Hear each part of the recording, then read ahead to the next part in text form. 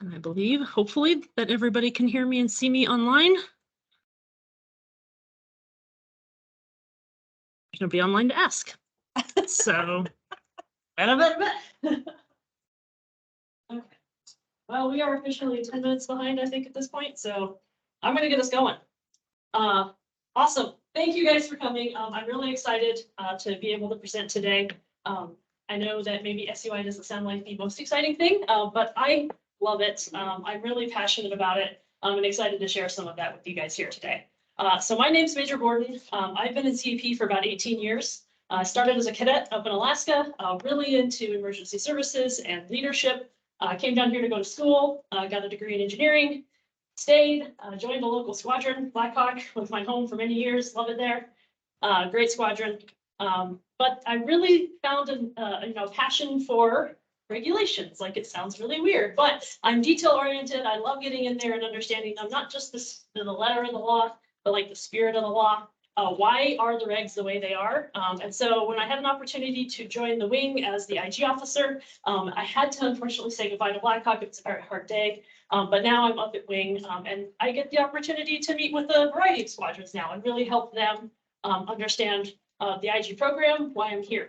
Ultimately, IG is everybody. The IG program is about running a compliant and successful CAP program, which is, it impacts everybody. So whether you are a commander, whether you've been through SUI before, hopefully you learned something useful and interesting today. I'm also joined today by Colonel Forbes, our Region IG. He'll be speaking a little bit too. So if you have questions, throw your hand up. Oh yeah, you guys can hit the buttons. Next. Okay, who should be in here? I see a couple commanders, which is awesome. You guys are ultimately responsible for your squadron, so this is all information that you are going to want to make sure you understand.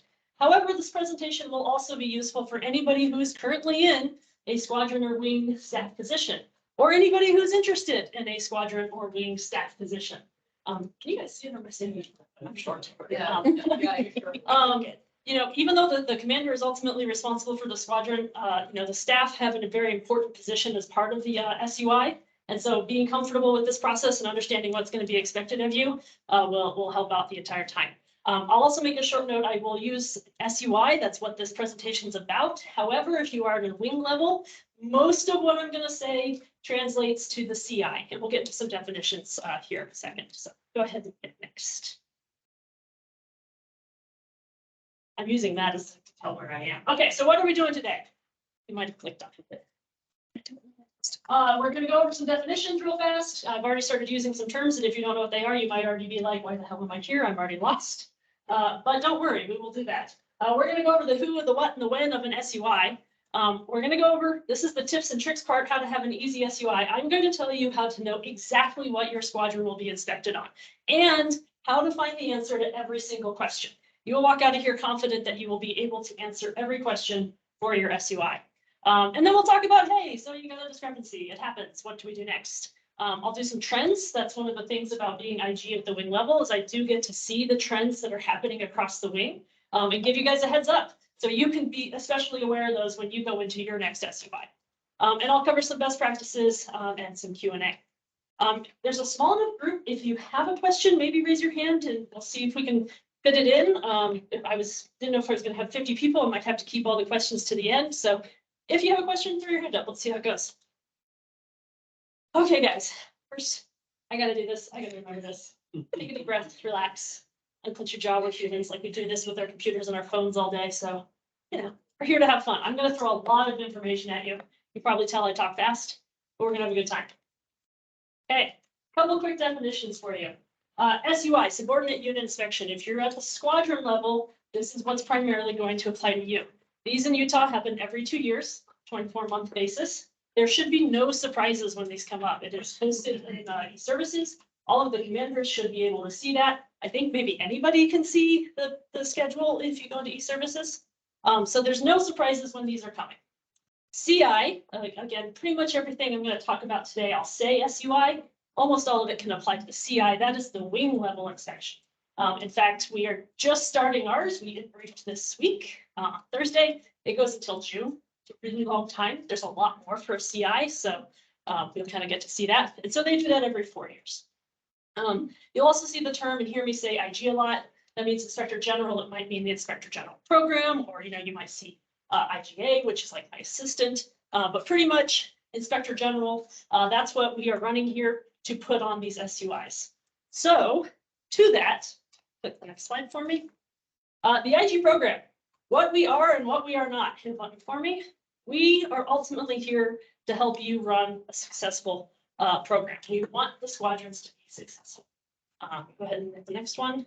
We do rate the squadrons programs. We are going to look at your finance program or your safety program and make sure that things are in compliance. We do not rate the people. You might be Mr. Safety Officer and I'm going to come talk to you and, nitpick maybe a little bit, but I'm not attacking the person. I'm really trying to evaluate the program. There's a little asterisk there, the commander. You guys are ultimately responsible, so you might get a little bit picky, but hopefully not too much. And then we don't write the policy. We don't write the regs. We don't decide what gets inspected. Go ahead, hit the next one for me. It's a sub bullet. We just evaluate the compliance against the regulation. And I think, sir, you wanted to touch on that. Sure. So first of all, before I touch on that, I'll tell you why it is we do these. Okay, we are mandated by the Air Force under 2 statements of work in the IG Corps to do 2 things. One, to have an inspection program similar to what the Air Force has, and to have a complaint resolution program similar to what the Air Force has. Now, we're not going to touch complaint resolution at all today. We're just here to talk about the compliance side. And I can tell you, as a guy that's retired from the Air Force, there are a heck of a lot of inspections in the Air Force. Okay, some of them are just like this. They're regulatory compliance. Others are like what you guys do in SARXs. They're job related, if you will. Now, I never see anybody complain about a SARX. No, because they want to go out and talk on the radio and fly planes and do ground team stuff like that. But woo, the weeping and wailing when it comes to the CIs and SUIs. So first of all, that's why we do it. Not just because somebody said, hey, IG, they got those in the military. Let's come up with that and give them something. The Air Force regulates it. Okay, so as far as why it is we inspect what we inspect. So I don't want to mess with her thing, but here I am on GoCiviliAirPatrol.com under the area where you can look up all the regulations. Okay, so is everybody familiar with the term OPR?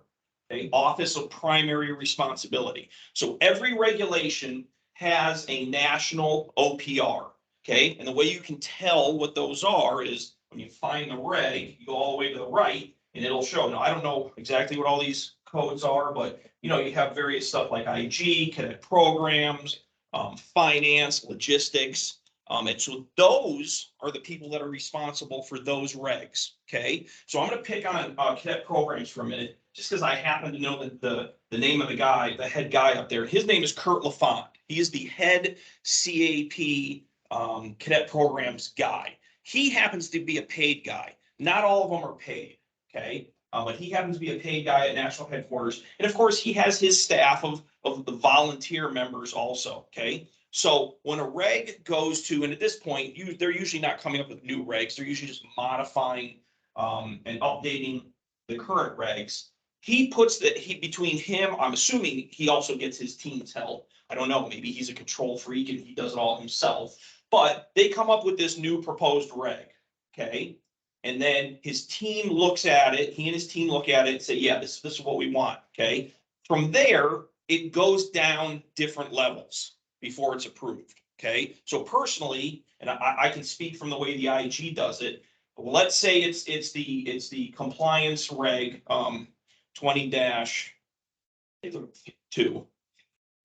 So there's only 3 of them. I haven't memorized what they all are. 20-2. Okay, they write it up. They say this looks good. Then they shove it down to us region IGs. We look it over, make our comments. Some of it's grammatical, some of it's punctuation, some of it's, whoa, wait a minute, that doesn't make sense, or why don't we add this in?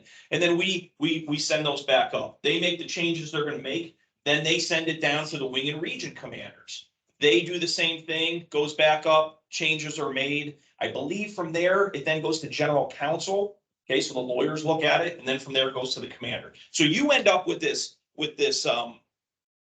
final regulation. I'm kind of doing this to kind of emphasize some points down the road. So you've got this regulation, right? Okay, it's now approved. Then their team goes out and pulls out all the will, shall, and musts, because that's the area in which IGs operate. We are a very black and white world. We don't care about what you could do, should do, may do, might do. We don't care about best practices. We can only enforce will, shall, and musts. So they pull out all the will, shall, and musts. Now you got a document like this, okay? Then Kurt and his team, or again, maybe he does themselves, goes, of all those will, shall, and musts, what do we need to have the IGs go out and inspect to make sure, like, these are the mission critical. If units aren't complying with these, the program is gonna kind of go to hell, so to speak, okay? And those change quite frequently. You got an SUI for what? What did I give you a hard time about? That calendar, the online. The stupid online calendar. Yeah, the stupid online calendar. And then guess what?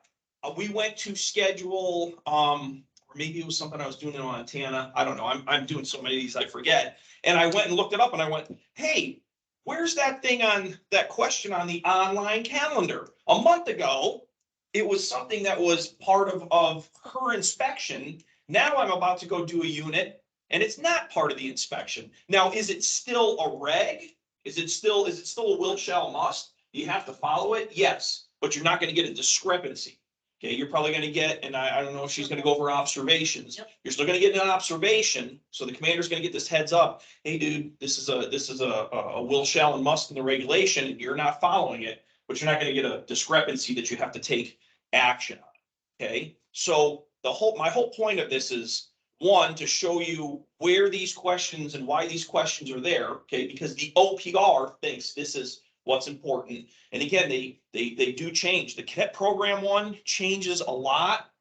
Some of them shrink incredibly over the years. Public affairs, yeah, finance is down to very little. We used to look at budgets. We don't look at budgets anymore.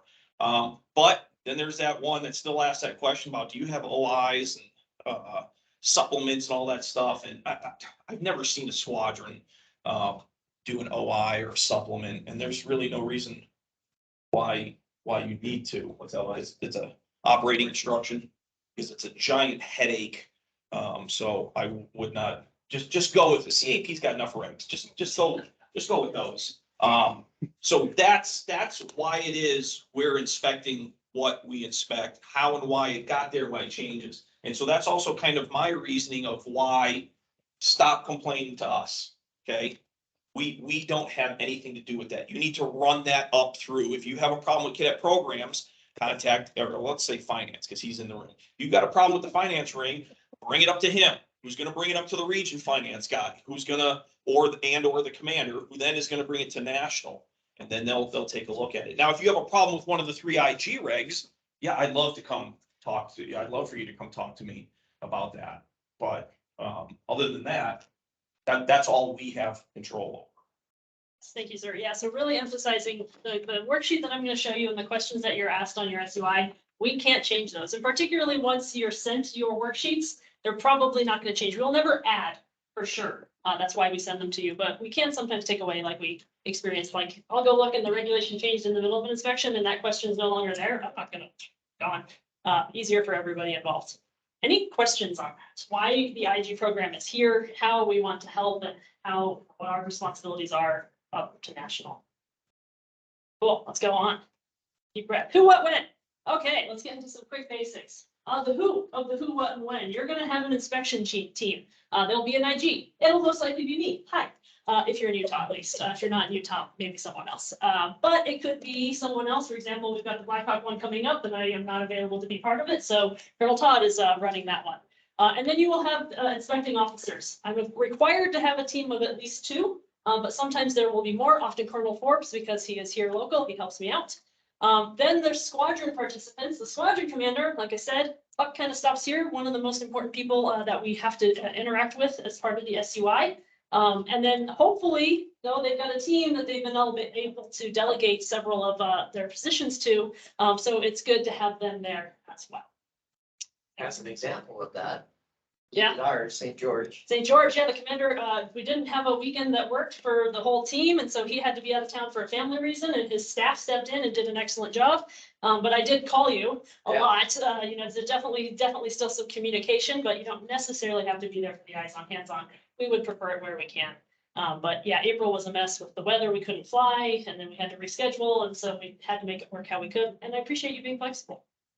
Yeah, if anybody's here from Cedar, kudos to them. That's like one of the largest groups, the largest staff that I've seen. Usually it's the commander and a couple crickets. And he gets stuck with everything. Whereas Cedar, I mean, there was like 7 or 8 there. And so, yeah, I was really pleased to. Some of us are still learning our jobs. Uh, Every time better. And that, and that's Yeah. an SUI is a good way to help with that. Another thing is we have gotten really good at moving virtual with our SUIs. You know, we try not to, we want to have that hands-on experience with the squadron. But when we need, like, for example, when Weather canceled our flight to Ridgefield, morning of, we can do a virtual, or you might have a mixed thing like Cedar and St. George recently saw. We had one member on staff in person, and then I was doing a virtual, everything on the back end. So we're doing a bit of a mix. We try and get there in person when we can. Okay, the when. So what is the timeline for how this inspection is gonna go down? Like I said, first of all, shouldn't be a surprise at all. The inspections are scheduled years out, on a reoccurring schedule every 2 years, same month every 2 years, pretty much without exception. About 75 days before your inspection is due, I will reach out, probably me, to the commander and just say, hey, reminder, this is coming up, and let's get a date set, because I am then required to give an official 60-day notice. So I have to get that date so I can give you the official 60-day notice. And the key thing, this is one of those first asterisk tips, tricks, how to make this as easy as possible, is with that 60-day notice, I will send those worksheets. I'll give an example of a worksheet in one of the slides coming up, but I am effectively handing you exactly what you are going to be inspected on. On the worksheets, if we look them up in. Good call out. So yeah, you can So in certainly go. preparation, because Yep. You can certainly go and look up the worksheets at any time. I'll provide the link and how those you are can the, find. what is current at the time. That is what is current at the time that you're on that webpage, and they do change. You can see there's a huge change log. What I send you is what you will be inspected on. So don't go looking the day before or the day after, because what I send, I save to a hard drive location. I send it to the other inspection team members. We're all on the same page. This is the inspection. And that's a key thing. Like we said, sometimes the regulations change and they add questions. I'm not going to suddenly, if they add questions the day before your inspection, I'm not going to suddenly expect you to be prepared for those. I will inspect you based off of what I send to you in your 60-day notice, and that's why it's official. And then you now as a squadron have the next 60 days to prepare for your inspection. I have told you exactly what I'm going to inspect you on, and will show you exactly how to know to prove to me what I need to see. And you have 60 days to make it as ready as you can. Now, preferably, there's that 10 days out from the inspection. That's when we can start looking things up in e-services, or you can send us any digital documentation that's available. We'd like to try and get as much done as we can before the actual eyes on, hands on. So that 10 days out is like when the inspection kind of officially starts and we start actually doing things. I'm pulling reports in e-services, I'm running files, I'm downloading things. I start filling out some of the basics of the report, who's the staff, how long have they been in their positions, and anything that the squadron can send digitally prior to the eyes on, hands on certainly makes us a lot happier. I'd rather much do it at home with my comfy chair and my cat on my lap and my tea than have to make like a eyes on, hands on go hours and hours and hours. However, the day of the inspection, this is the final, okay, we're here, either virtually in person, hopefully in person, eyes on, hands on, quite literally, I will be putting my hands on your stuff. I'm going to be like, give me the van. I want to open the doors. I want to pull out the logbook. I'm going to be filing through it. I'm going to go through any filing cabinets you have and opening them up. I'm going to pull out your personnel files and rifle through those. I'm going to look at radios, take the batteries off and look at the tags and make sure they match. Like, we get really detail oriented on this eyes on, hands on. This is also the opportunity for anything that we haven't been able to finish digitally, we will have to complete in person that day. However, key example, if you are able to upload everything digitally in advance, we can make this whole eyes on, hands on like an hour or less. Like it can go super fast if you've got your documents in order, organized and sent to us in advance. We show up, takes an hour, and then we all go home for the rest of our Saturday. Hopefully that's how it goes. Sometimes they go longer. I have had some squadrons, Provo Squadron, which one is that? They have a ton of radios.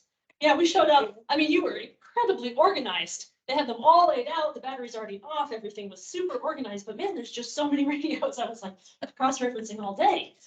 So they can take a little longer, not because of something the squadron's doing wrong, but when it's as prepared as possible in advance, definitely makes everything a lot smoother.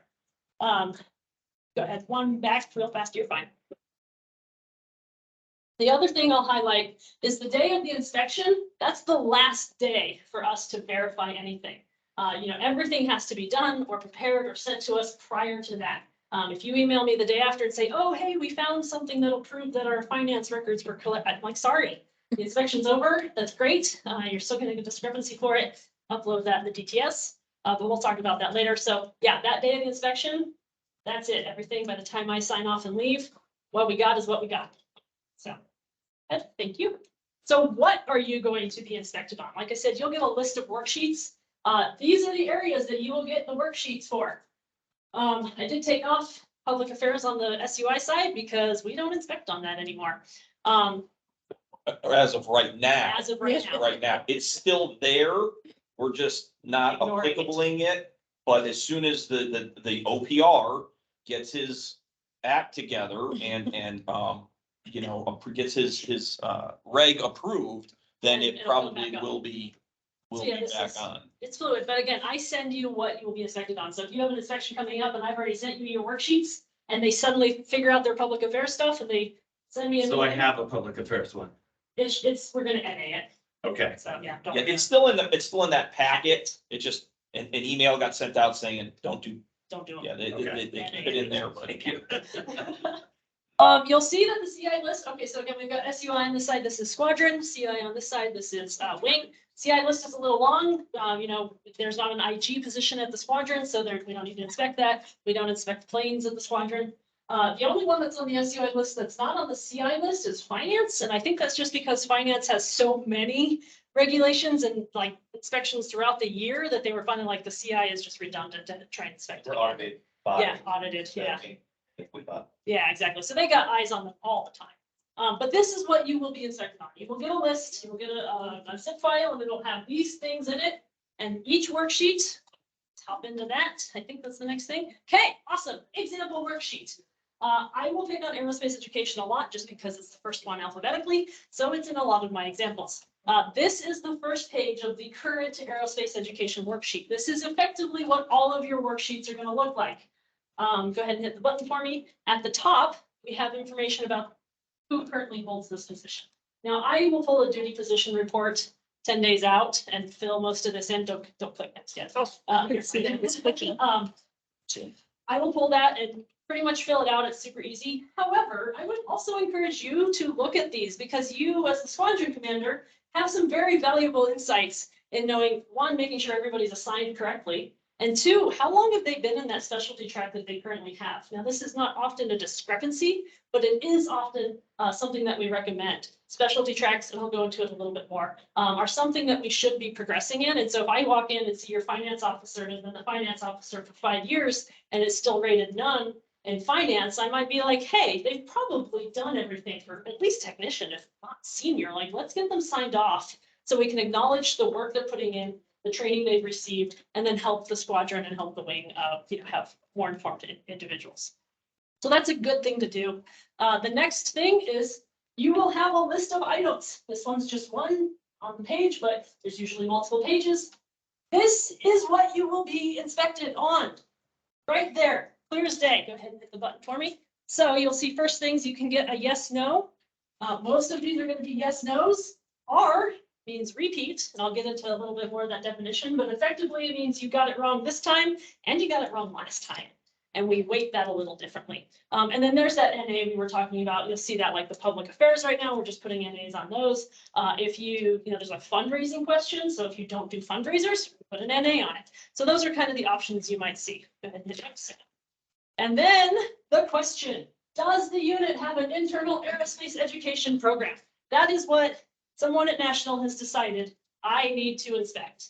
And then they tell you exactly how I will verify if you are in compliance. The unit will submit examples. Go ahead, hit the button. The unit will submit examples of AE events. That's exactly what I need.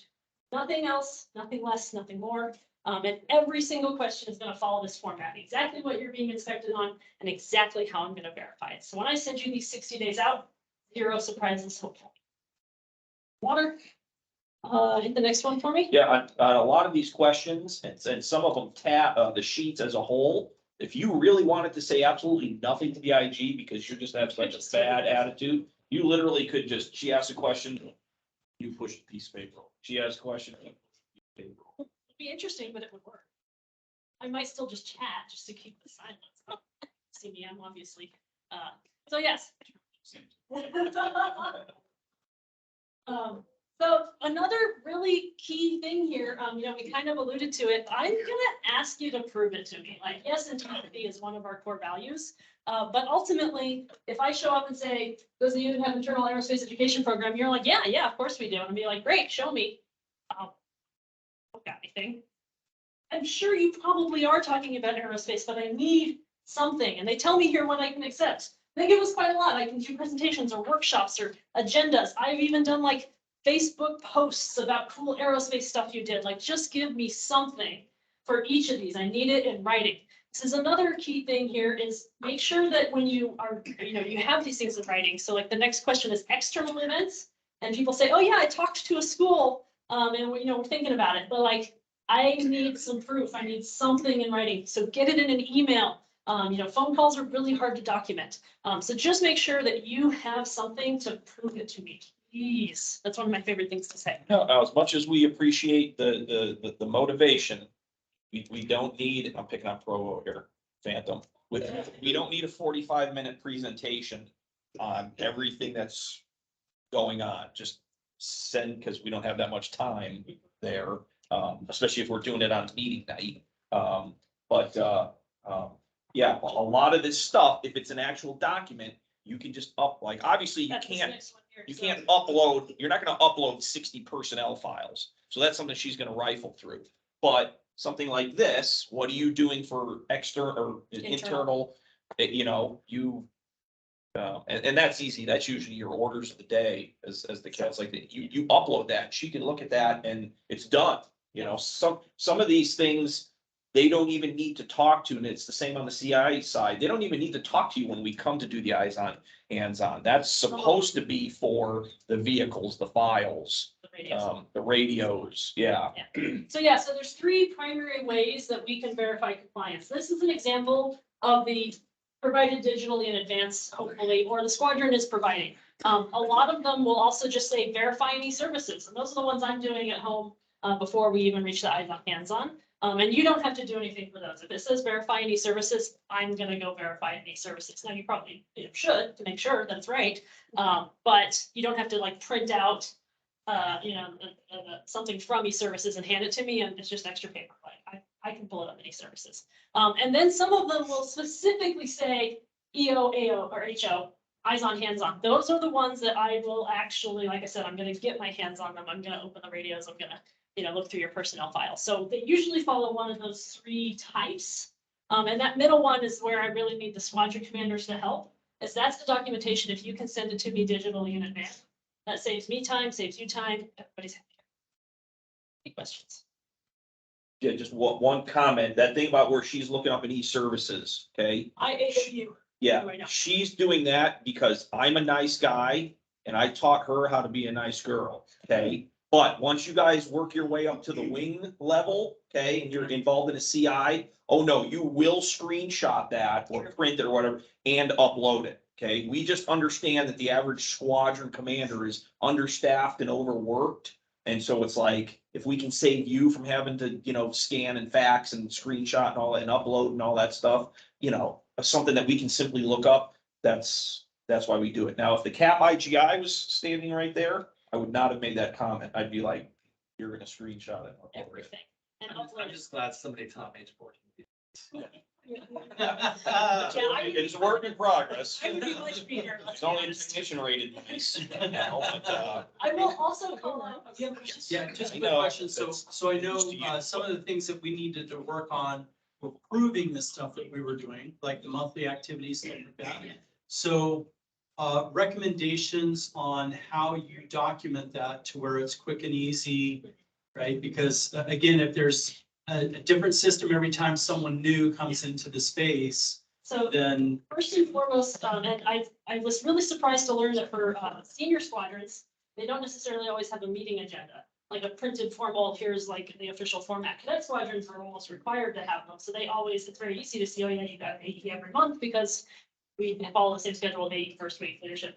So meeting agendas are gonna be the first thing that I'll look at if you have them, and having them in a consistent format and stored in one place, whether you're doing it onto Microsoft Teams or you have a website, you know, and you're uploading them there weekly. Facebook's a little harder, not everybody's on Facebook, so I definitely recommend having it on the website. But the meeting minutes are gonna be the first thing I look at. When it comes to things like those monthly meetings, or monthly activities that you have to provide to cadets, you know, hopefully you've got a unit calendar. That is a requirement, used to be an inspectable item. But I'll also accept like just a document of like, on this weekend we did this, this weekend we did this, so you just kind of keep that up to date. But whatever format consistently works for you, like the finance meeting minutes, some people print them out and put them in a binder, some people upload them to a drive, some people upload them to a wing website somewhere, which was interesting. So, you know, whatever works for the squadron, I will try and make it happen, but just be consistent. yeah, like there's no set format. If you have a Word document of what looks like some decent, smart goals for your unit, that's fine. Now, a couple of units I inspected up in Montana, these guys have an Excel spreadsheet that covers not only, because we only ask it in cadet programs, but they literally do goals for every aspect of the program. I mean, dang near every tab. And they have, again, they have they have it in there, the way it meets all the SMART requirements and to know when it's done and color coded. And I'm just like, whoa, this is in depth, you know, so there is no set, project manager on that team. yeah, there is no set standard. The only encouragement I would have is just a weekly meeting agendas and meeting minutes are gonna be the first thing I look at, just having that. There's a place in services where I just kind of learned this, it's something that we're trying to do every meeting that we have. I think it can be for a meeting or an activity.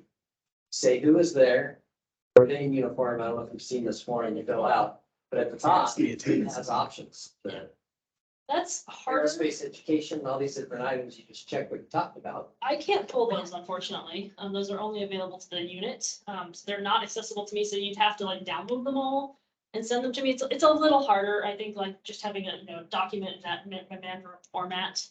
Is a lot of people.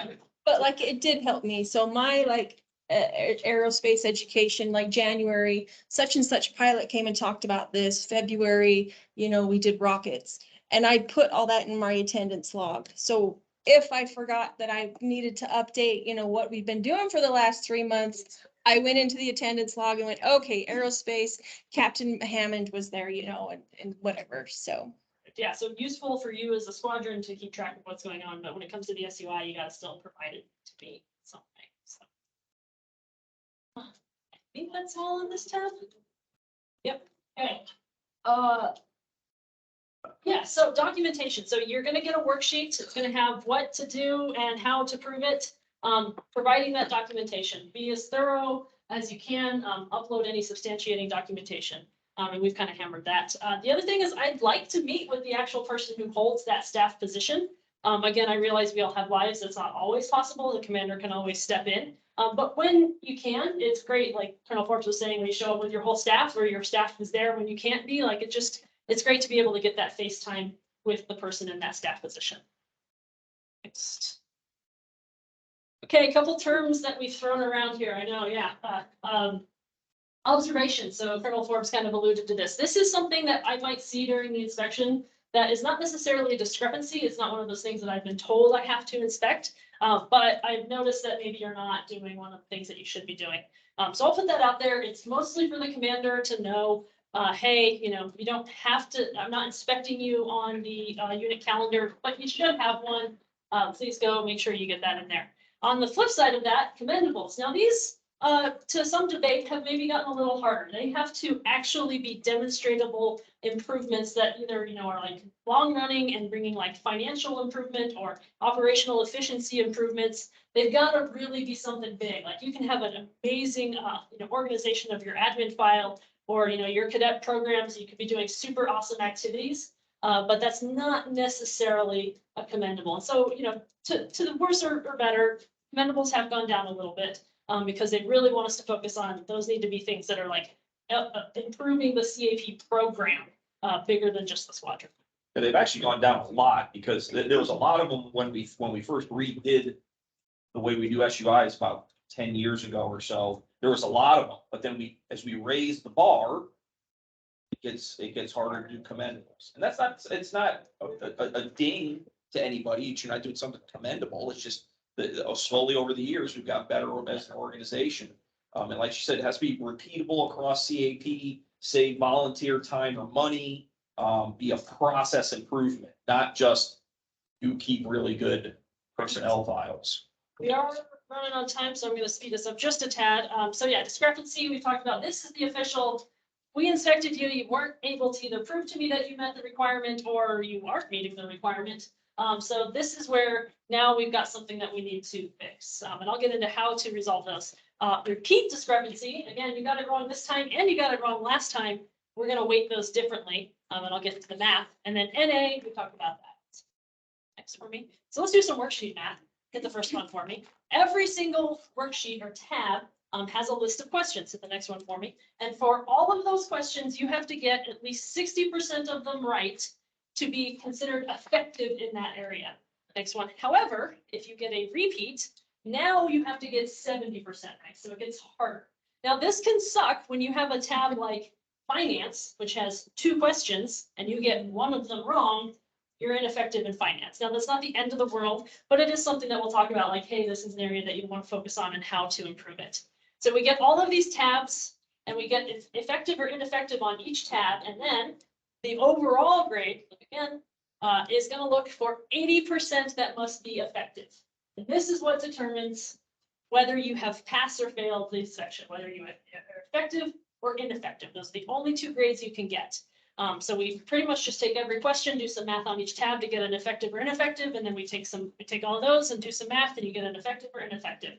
I don't get to decide like, oh man, they were super nice though. Like if you've got enough discrepancies and they fall in the right areas, and it can be unfortunate if you finance and safety don't have very many questions, you get one thing wrong. Like there's sometimes not a lot of wiggle room. Luckily, it actually doesn't happen.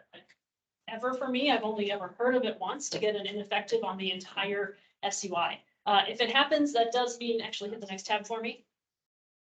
So if you get effective, great, you are meeting mission requirements. You are doing a good job. You can keep doing your job. Good enough that we don't think you're, threat to cadets or property or money or whatever it might be. So keep doing that. You'll probably have some discrepancies, but we'll work through those. Not a big deal. Ineffective, again, this hasn't happened to me yet. I've only heard of it happening once. We actually have to re-inspect you. So nobody likes to do this because you have to go through this whole process again. I have to go through this whole process again, so I'd really rather not do that. So I really want to help you be successful. Ask questions beforehand, but if you reach an ineffective, the squadron can still operate. We just have to, fix everything and then re-inspect you. They are about to change the tab grades. They're going from 2 to 4.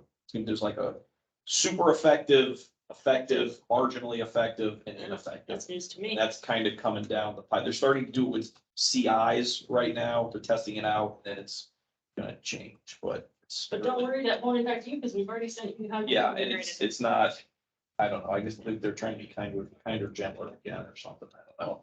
So after the inspection, woof, you're done. You go home, the squadron is done at this point, and it's back in my ballpark. I have 2 weeks to write up and send the report. I usually try and get it done within a couple days. I don't want to have any of these lingering questions. I send that report with all of your discrepancies and observables and commendables if you have them. I send that back to the squadron commander. I send it to the wing commander, who I know looks at them and wants to make sure things are going okay. I send it to the region IG, who's mostly looking at them to inspect me and make sure I'm doing it right, but he does see them. The report is final. Like I said, once I leave at the end of the day of your inspection, that's where we are. We can't change it anymore. So please don't email me saying, oh, we found something, like, I really feel bad having to tell you no. I will upload that report, I'm gonna throw some more acronyms at you, to the discrepancy tracking system, DTS. Probably most people have never heard of this until their commander who deals with an SUI. So this is in e-services. It is only available to the commander, I believe. Maybe if you have an IG officer, but SUIs don't, or squadrons don't have IGs. So pretty much at this point, everything has to go through the commander. All discrepancies must be updated and closed in the DTS. And I don't remember if it was St. George or Cedar, but I know like one of you guys, your comms officer was in touch with me and like sending me emails showing me all the proofs. And I'm like, this is great. I'd love to see it, but you gotta get it into the DTS. I can only review it there. So go through your commander. I know it's an extra like paperwork thing, but that's where it has to be tracked at this point. Also, updates are required every 30 days. If you're working on a discrepancy, hopefully we can close them out quick. But if you're working on it, you have to log into the DTS and give me an update on each one. And then to close a discrepancy, you have to meet the requirements in the IKB. Yay, more acronyms. Let's hit the next one. This is pulled from the IKB, and I'll alleviate some fears right now. Again, I am sending you all of this. When you're the squadron commander, I'm sending you links to all of these things. This mirrors pretty much the worksheet that you were inspected on. Click the next button. Please make sure, when you're looking at it, I don't know why they put the CI and the SUI questions on the same one. That trips people up all the time. If you're at the squadron, if you're in an SUI, find the SUI questions. Next one. Remind people of that. So the question is exactly the same. The number is exactly the same. Does the unit have an internal aerospace education program? The what and the how. And then, this is like, I wish I could like circle this in the next button for me. That is how to clear your discrepancy. So you've got the discrepancy. I've uploaded it to the system. I've handed the report back to you. Now, this is what you have to do. Attach a copy of examples to promote internal aerospace to the discrepancy tracking system. No more, no less. I have to have that. And so again, some of them will be very specific, like you have to go on e-services and update records, or you have to send me examples of things, but that is exactly what I need. Next one. Another thing you might see on that is submit a plan of action or a POA. That's what this is. Again, I will send it to you. I'll send you a template. You don't have to follow it exactly. Some squadrons shorten it, lengthen it, whatever. But ultimately, hit the button. This comes down to what went wrong, how are we going to help it not go wrong again, and who's responsible for making sure that it doesn't go wrong again. I just need to see some accountability. If you had an AE discrepancy, it'd probably be the squadron commander and the AE officer are responsible for making sure that this doesn't happen again. You upload this to the DTS, we're on our way. Really, if you do this the right way, whatever officer got the discrepancy and is required to do this plan of action he is doing a root cause analysis of how he can keep from getting this discrepancy in the future. And then he's giving it to the squadron commander saying, this is the plan I came up with. And then of course, as you see, it's a squadron or wing commander. Now, she's not going to get down into details. If you want to just glass this over and say, I wasn't aware of the regs, I was new to the position. I'll review, but if you really want to do that root cause analysis, ask why, so we get down to what the real thing was, that's just going to benefit you better. Next, I know we're running on time. I think so I've never seen a perfect SUI. I know some have tried very hard. So close. So close. But ultimately it's not because you're a bad squadron. There are a lot of regs out there, and I inspect you on many things. And there are some details and, you're bound to trip up or miss a little thing. Not bad. Great squadrons still get discrepancies. It's just an opportunity for us to look at, okay, how can we improve and move forward? Maybe we'll get one after this. I don't know, you're up next, no pressure. And our senior member who knows all left. Oh, yeah, I'm expecting to walk in there and breeze through this, and if not, you're not gonna be the one in trouble, she's gonna be the one taking that.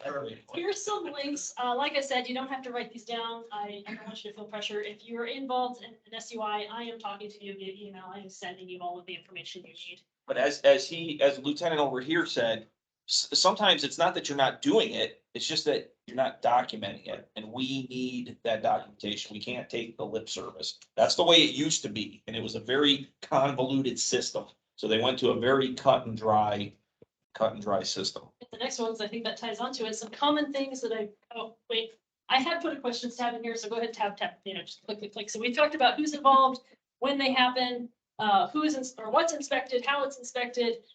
We've talked about what happens after and how to handle discrepancies. Any questions? But you guys have been asking, and I've got like 2 more slides and we're out of time. Okay, next. Common discrepancies. This is really the fun stuff for, Utah Wing. Go ahead and click the first one. These are the things that I'm kind of seeing trends on. External AE events. Hit the next tab, next 2 actually. CUP 50-1. CUP at all unit levels will have an external aerospace education program that represents CUP's outreach to the general public, including schools and organizations. I have to inspect you on that. I know COVID was rough. I know you guys as squadron commanders have a lot going on, and it feels like trying to reach out and do external events seems like just chaos, but you do have to be doing it. That if the people up at National who run the AE program have said this is super important and it's vital to being successful with an AE program. So if you haven't done external AE events or you haven't documented at least your attempt to have external AE events, again, an email to a school works, a call doesn't. Please keep that in mind as you move forward. Squadron commanders, go tell your AEOs. Next. Remove and delete old stuff. Go ahead and hit the next 2. So this all falls under 10-2 file maintenance and records disposition attachment 1. So I was going to pull out 10-2. It's like 3 pages long. It is super short. Just go read that. Like everybody should be comfortable with that. But attachment 1 tells you every single type of file you might have and how often you should be deleting it. If I show up, I'm gonna open all those filing cabinets. You're a squadron that's got a building and you have filing cabinets that hold old documentation. I'm gonna be ripping those open and pulling stuff out. I'm looking for old regs that maybe someone might get confused and not know it's an old reg. I'm looking for old personal information, like personnel files have to be destroyed after a certain amount of time. So this one catches people up a lot because they just don't think that they need to be cleaning out. Another common thing, like I meant here, the admin officer is ultimately responsible for all records management. So a lot of times we'll get in the van and pull out that transportation logbook.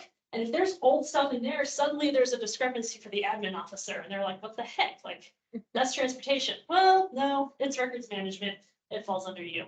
So if you are the admin officer, or go home and tell your admin officer, they need to be involved in all the records everywhere in the squadron, including digitally. You also have to keep those up to date. Documenting, we kind of talked about this, go ahead, hit the next 2.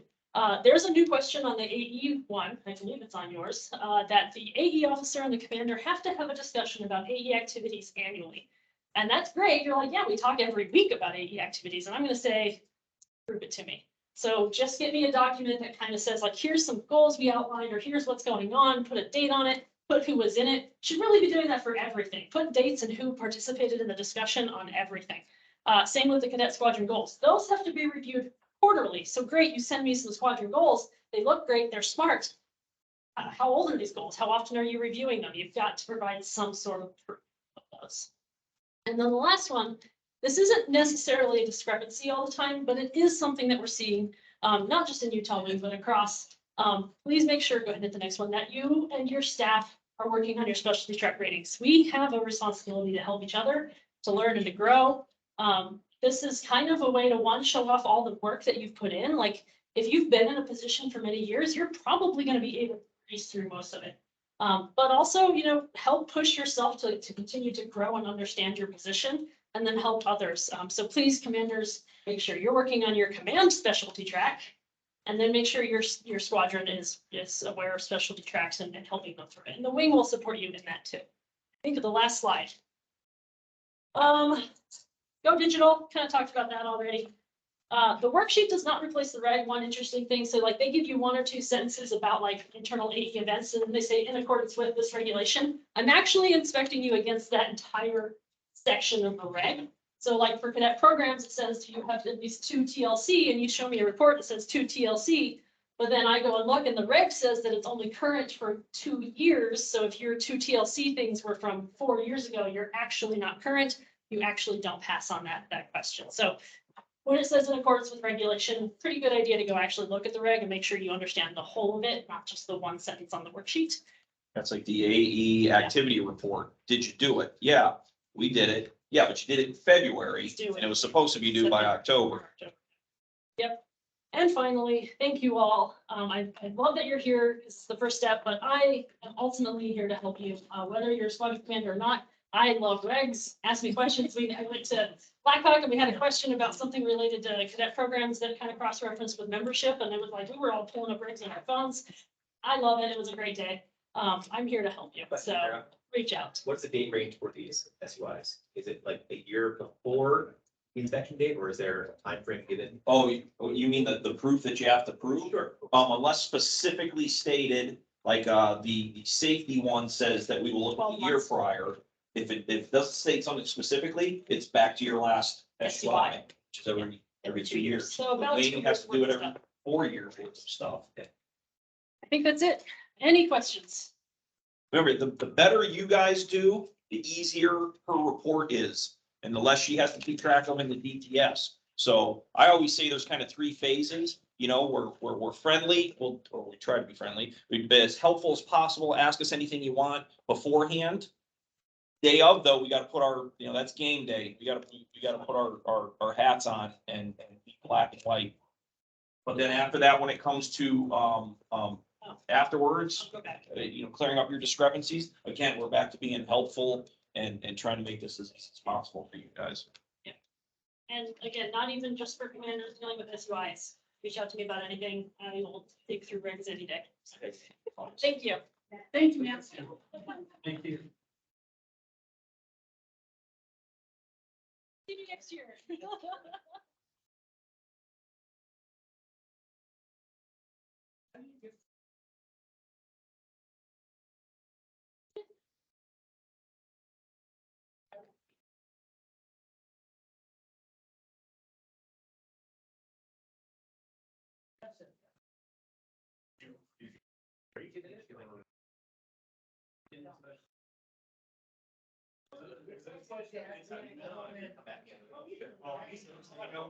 Yeah.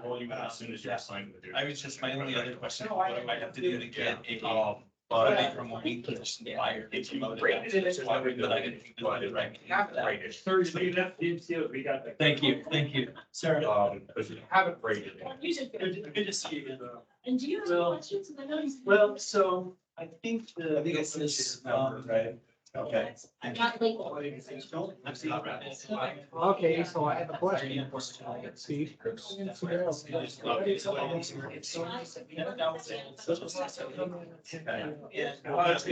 gonna be. Well, what kind of space do you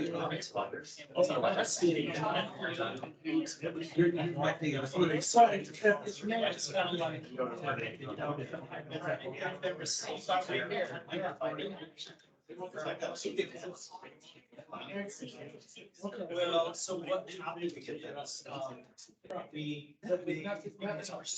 we flag stuff down. Shut this down and let the next person get ready. Like,